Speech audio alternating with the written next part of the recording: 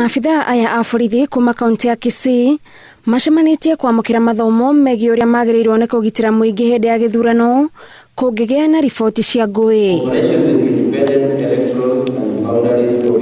Maabithaa aya makinyanĩirie mĩbango ĩno nĩguo kũngĩgĩa na ngahĩha magateithũra mũingĩ matekũgera na ngero na makĩria. So that they are acquainted with themselves with their key responsibilities and the mandate that they have to ensure we achieve the end results in terms of providing safe and secure elections.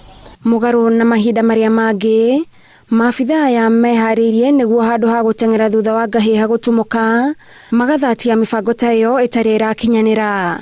But now we are saying we are more on monitoring the situation and started documenting, and because we are more on early warnings that are coming if we have set in place early warning systems where we are monitoring all things that will indicate threats to elections.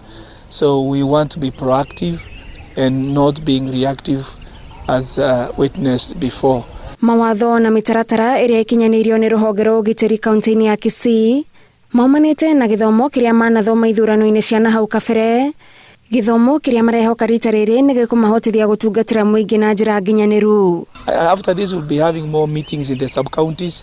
After this they will go out there, roll out this program again, sensitize our officers the entire period until when now we are done with all officers have been sensitized.